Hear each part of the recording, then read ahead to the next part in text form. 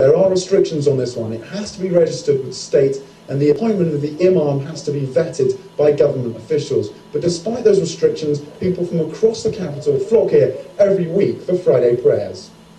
My family, my whole family, Muslim. So my father, my mother, grandfather, grandmother. And now in China, more and more Muslim. Lots of my friends, before they are not Muslim. You see, the little they're national. Chinese Muslims aren't technically allowed to attend mosque before they're 18, though some parents clearly turn a blind eye to that law. The only Qurans allowed are those sanctioned by the state, and teaching the holy book in private is banned. Making the trip to Mecca is also controlled. Chinese Muslims have to join a tour if they want to take part in the pilgrimage.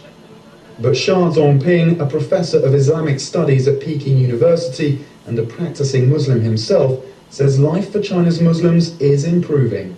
He points to the growing number of mosques being built across the country. That includes women-only mosques and even female imams, rare in many parts of the Muslim world. There's also been a growth in the number of Islamic groups in the country. The Cultural Revolution was disastrous for all religions in China. Islam was badly affected during that time. But since reform and opening up in 1978, things have improved. Islam has a long history in China, dating as far back as the year 650, when the uncle of the Prophet Muhammad was said to have been sent as an official envoy to the Chinese emperor. Islam's influence can still be seen in many towns and cities across China. And Professor Xia says the religion is now seeing a revival. In southeastern China, there has been a religious revival as the economy, society and education have developed. In the northwest of the country, people practice a more traditional form of Islam. The government says there are now 23 million Muslims in China. Professor Xia says that number is increasing, but adds that the government statistics are unreliable. In China, it's your ethnic group that defines whether or not you're a Muslim, so all members of the Hui minority are considered Muslim, even though some Hui are not Muslims and some Han are Muslims. The policy regarding Han Muslims should be adjusted. For example, whether or not someone can be buried in a Muslim cemetery depends on their ethnic identity. Under the current laws, it's unclear if a Han Muslim can be buried in a Muslim cemetery. Many places in the south of China, including Shanghai, have come across this problem.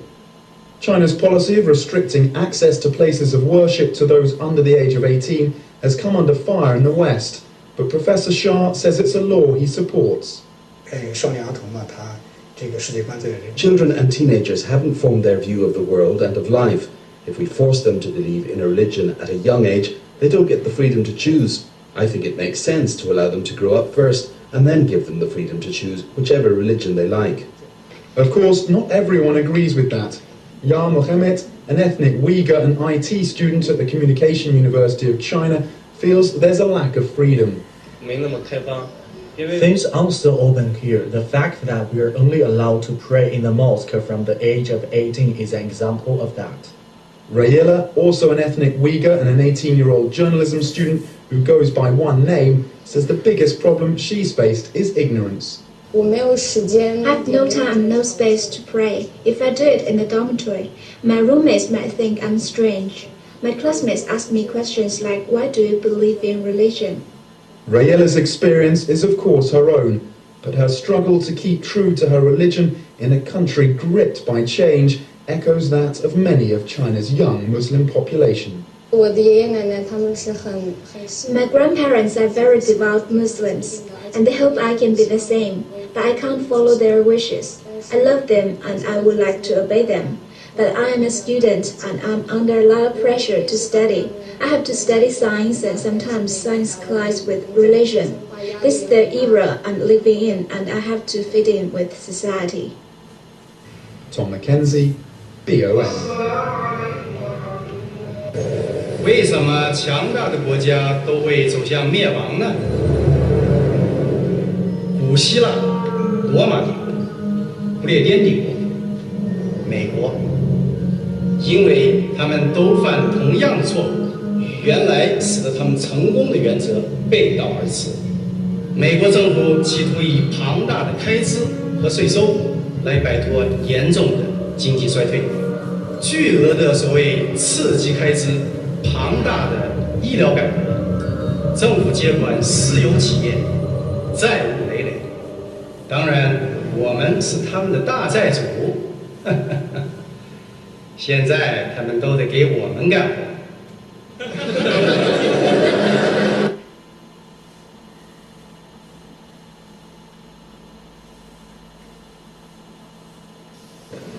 We're here in Southern California at the Long Beach Naval Weapons Shipyard, one of the only deep water ports in America. Okay, here's the deal. Everything that's going on the planet with all these countries, all this weaponry. Now, I'm telling you guys that I have a Federation of Starship backup. That's what I'm telling you. Crazy as it might sound, you know, all that Star Wars shit, Star Trek shit that all you guys was on and loving it when it was white ass Kirk. Guess what?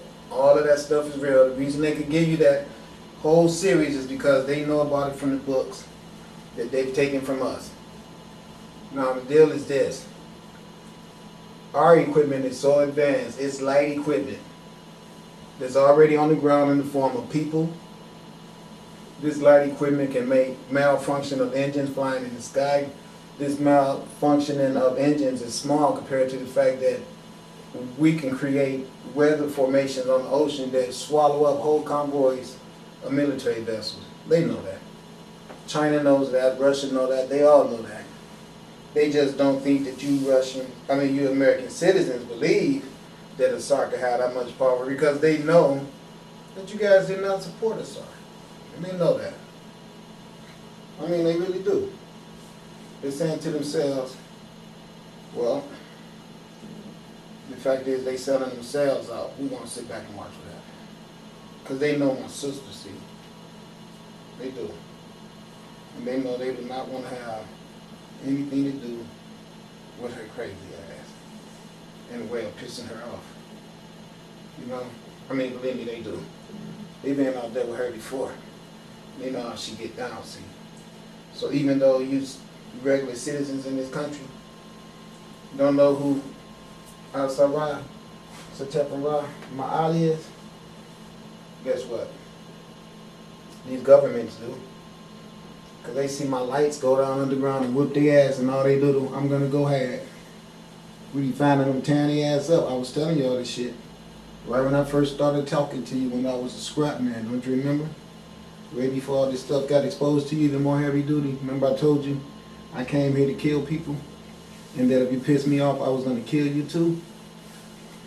You guys thought I was playing, didn't you? I know you did. That our military controls. Actually, only one of three. And it's the only one on the western side of the United States controlling the Pacific.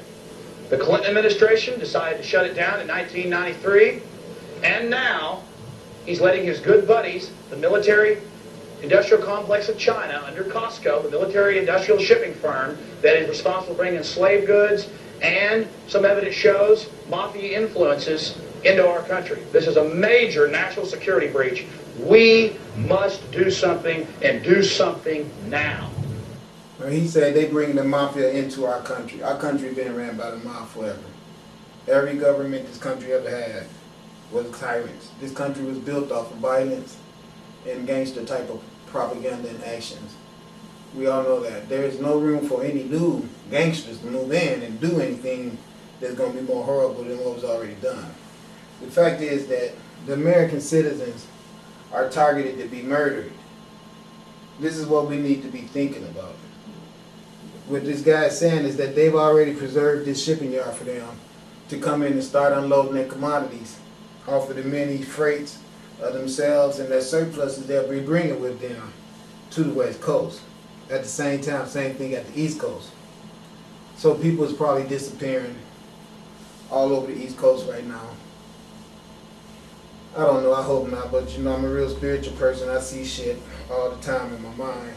People get so crazy over small ego problems that they lose contact with one another because that's the way you've been conditioned by this school system of tyrants. These tyrants have made us all become derelict consumers. That's really the truth about it, and that's why this type of stuff like this could happen. But the thing is this, you can't believe that it's not designed for the sole purpose of the repopulation of the soil. That's the simple, basic realm of the necessity of this ritualization right here. Only the local people and a judge here in town in Long Beach, California, have the will to stand up against this tyranny. And what is the tyranny? There are over 30 million political dissidents in Chinese slave labor camps in the mainland of China. This has been widely reported. Why then would we allow Costco, which is controlled by the bloodthirsty, fascistic leadership of China, to have our only deep water port right in the heart of our western coastline? And something that we really see no reason for is the fact that we have been denied access to this facility, even though it is in the process of being dismantled and closed down. We're not allowed to show you the extensive shipping facilities, cranes, docks, and indoor facilities for working on large ships that China military shipping concern Costco is going to get. We talked to Ernie McBride, Naval Intelligence here, and he told us that we have to call the Navy and get permission to get in. Well, I did that 3 weeks ago and never heard back from them, even though I called the Navy about 15 times. So remember that. Your government, which pretty much at the top level is selling out, thinks there's no problem with the communist Chinese that treat their people like slaves, are gaining our strategic military bases and ports all over this country. But the people on the ground that are actually in the military and are guarding and protecting this place, they think it's terrible because they've got some common sense, because they haven't been paid off like your president has. Again, we have been denied access to this facility. Why is there this obsession in our federal government with weakening our Constitution? Why do these lackeys from Harvard and Yale and other places dislike America so much and are so willing to weaken America so their friends in Europe can control the world? Because that's what it's all about. Make no mistake, this is about weakening America so that the Eastern establishment, which is allied with the European empire, can continue to flourish. This is real politics, not what you're taught by the mainstream media, which are nothing but propaganda bureaus of the corrupt establishment. We can show you from out. The harsh reality is that this soil is not always have been owned by Europe. They gave you a bunch of shit in your school books that you had your revolution in, what is it, 1776, that you got a revolution and you won and your freedom and all that. But the reason why I doubt that that was really the true case is that nothing really started happening different as far as America doing something outside of being controlled still by Britain. There was a big debt on to Britain because the war was based on Britain tricking the North and the South into fighting each other anyway by causing dissension. The dissension came from the people in the South gaining large revenues from slavery that they had full throttle. And the people up north had slavery also, but the change in the weather formations made it where they couldn't be as productive all year round as the South could be with the sun to back them up. So the South grew in wealth, larger than the North almost. And the North was demanding revenue taxes from the South to be paid to the government, and the South was saying, we should have our own government. And the South was saying that because Britain was putting that foolishness in their head. And at the same time, putting other foolishness in the heads of the people up north. And supplying them both with munitions to fight each other. And thus kept the country in debt because at the end of all this